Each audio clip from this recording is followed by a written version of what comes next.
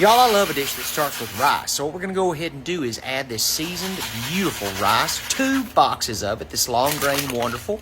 Now, they each come with a flavor packet in it. So what we're going to do is put one on top of the rice right now, and we're going to save that other one for just a little bit later. You'll see it when it comes through.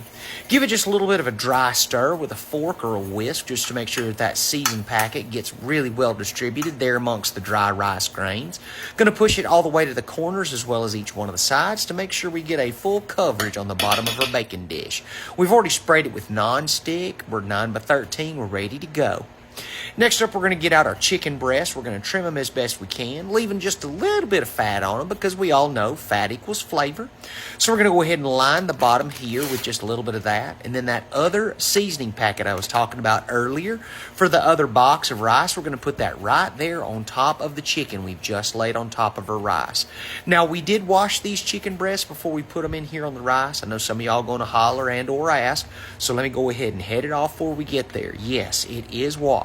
Trimmed it just a little bit. Now we're going to use a little broth to make sure we've got a way of keeping everything nice and moist in there as well as very flavorful. So our chicken broth is going to go in here. Be very gentle as you pour it in. We don't want to upset too many of the grains of rice. We want to keep that coverage. Now I don't have any more broth, so I'm going to use chicken stock instead. So that's 1 cup of the broth, and then I've got 2 cups of the stock. So in that way I got more than enough flavor and liquid in here to plump up that rice and to make sure that chicken cooks up really nicely. To finish up, I'm going to put a cup of water right over the top to make sure we almost cover the chicken. Next is some Rotel tomatoes. I love these, especially whenever I make a dip with them. They're so good. The spicing is just right. Next, we're going to use a small purple onion. Going to chop it up real nice and fine and put that in here on top of our Rotel tomatoes.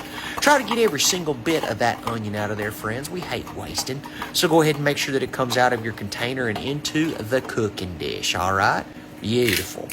Now then, we're going to add just a little bit of fresh pepper, a little bit of fresh salt. Go ahead and grind all over your casserole dish just to make sure that we got plenty of good seasoning in there for us. And then we're going to whisk very gently what we got in here, okay? We want to make sure we get a good even distribution of the spices. We want to make sure that our Rotel tomatoes and our onions get a good distribution. And then we'll pop that in the oven, 350 for 40 minutes. Now, I cover it with aluminum foil just to make sure I lock in all of that steam. And I wish you'd look at that, how gorgeous. And we're not even done yet. Per the usual, we're going to top it off with a whole lot of cheese. Y'all know me, I am absolutely hooked on this Fiesta blend. That shredding is so fine and it's so good. It melts like a dream. And it just makes everything better, cheese does. And I think y'all know that. So we're going to make sure we add a very generous layer right there on top. We're going to pop it back in the oven for another 10 minutes just to melt all that cheese.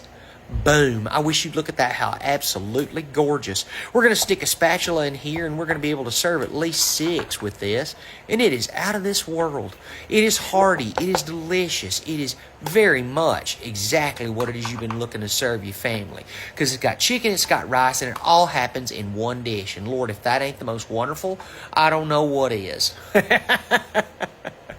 You can serve this with a little bit of bread, maybe a big glass of milk or a cold glass of water, and it is absolutely perfect for any family. You got 4 chicken breasts in this one. You can either serve everybody a breast or you can slice them up however you please, just to make sure you feed however many people you got pulling up the table. This is absolutely out of this world, and I tell you what, please be careful. It is hotter than the 3 shades of Hades, all right? So blow on it or leave it for just a second to cool. Make sure you get plenty of that beautiful pilaf that was made right there in the pan and enjoy. Yes, please. Woo!